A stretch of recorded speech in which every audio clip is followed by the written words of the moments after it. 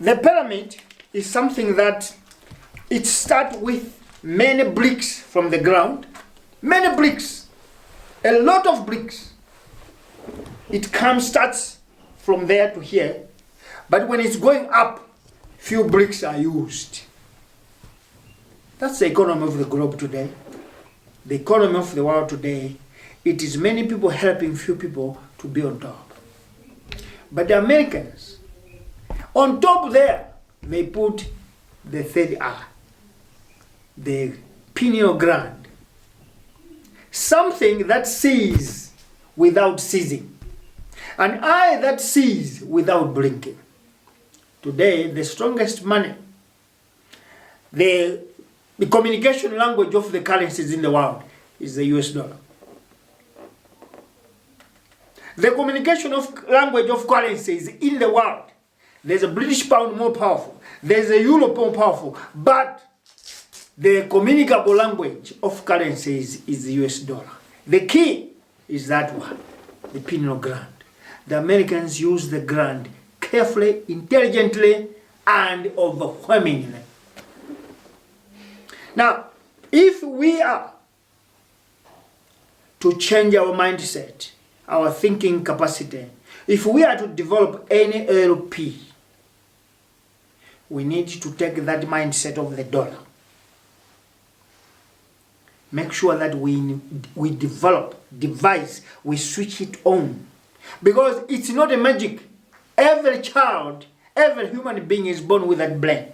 Those of you who are able to Google, check the pineal gland, you will find that it's a portion of brain, just like my fist here. Portion of brain somewhere. It's specifically called pineal gland. And if you look at the meaning, you'll be told that it's called a third eye. And that third eye, it's here in front because it works faster, aggressively, robustly more than these eyes. Because these eyes, they see within a distance. From here, maybe a kilometer down. But this third eye can even see beyond 2025, can even see beyond 2030, can even see beyond 100 years from now. And our problem in Africa, we don't keep records.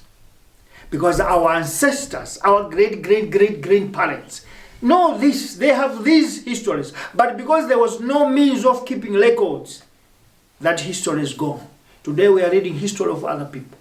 So this thing I'm really teaching you today, or that I'm sharing with you, don't think I got them in Western education. I told you again, I am not educated in Western education. I'm educated in Kunta Kinte College, the Utopian philosophy, which is realism. So these books that I am teaching you, you'll never find them in any bookstore. You can't find them. Unless you ask me, I'll tell you that you can get them from our college. We call it an 821. The best part of it is that even English people joined our school. And most of the people that are in our college are the richest people. Join Network 21. They are the richest people. And they are most prosperous people because they know the concept of personality plus. They will tell you that if you want to succeed in life, you must make sure that you don't always make money to be your master. Because most of the people in Africa, we believe, as we tell our school children, that you need to go to school so that when you finish, you must get a job and you should help us. That is slavery in our school. That is slavery because if you are working for somebody, you are a slave. Because at the end of the day, you exchange your time with money. You have no free time where you can do your things. You don't have time to go for picnic because you don't have time. You have to go to work. And most people, I'm sorry, don't look at me because I see some people looking at me. Don't look at me. Some people, today is Saturday, they are at work. Why are they at work? They want to add some funds because their time is exchanged with money. So they have got no time to be at home. They have got no time to go into picnic, to go and visit Victoria Falls. They are got no time to go to Mauritius. They have got no time to go to Kariba Dam. They don't have time even to go to Lake Shore, Lake Malawi. to enjoy life, because they have to exchange their time with money. And this is Western education. In Utopian philosophy, we say, don't let money use you. You must use money to work for you. How? Now I'm at economics, those of you who have studied economy. In our doctrine, in our philosophy of Utopian philosophy, we believe that you should create networks. Networks that will work for you, that will make you make money to work for you. Not you working for money, because if you are working for money, you are always going to be a slave. Because even Sunday tomorrow, the day that you must go to church, you have to go to work. Why? Because if you don't work, money will not come. So you are working for money. But in our school, in our college, we say, make money, use money to work for you. So most of us, sorry to challenge you, we are always home. 16 hours we go and be at the movie Oshirungamo. 2 o'clock today we are here sharing. Now the question is, when are you working? Where do you work? No, we create networks. It's not a challenge. I'm not challenging, I'm telling you the truth. So people of the Utopian philosophy believe in creating networks that will make money to work for us, not us work for money. And maybe you can go into bookshops and look for the book of Robert Kiyosaki. You particularly read this book called Rich Dad and Poor Dad.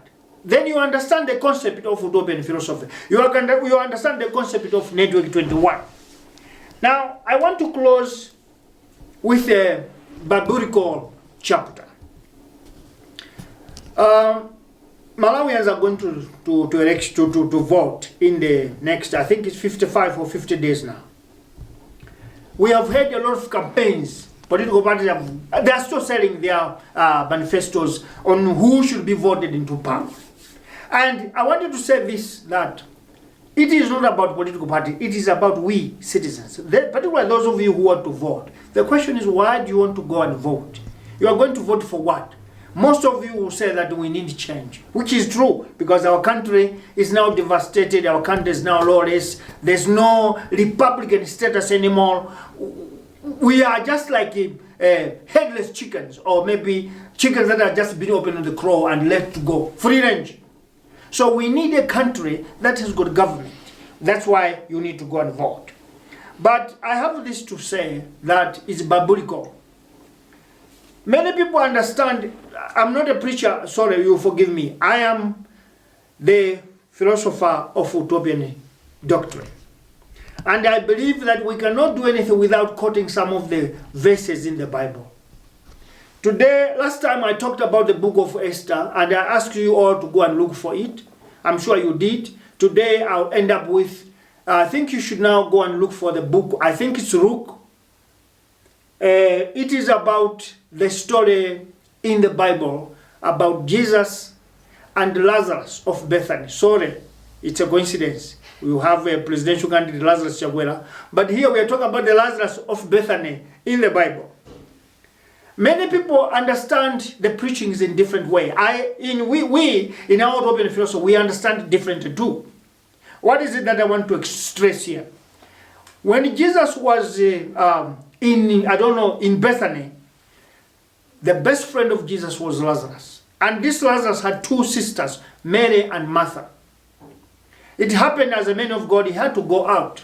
Jesus had to go somewhere.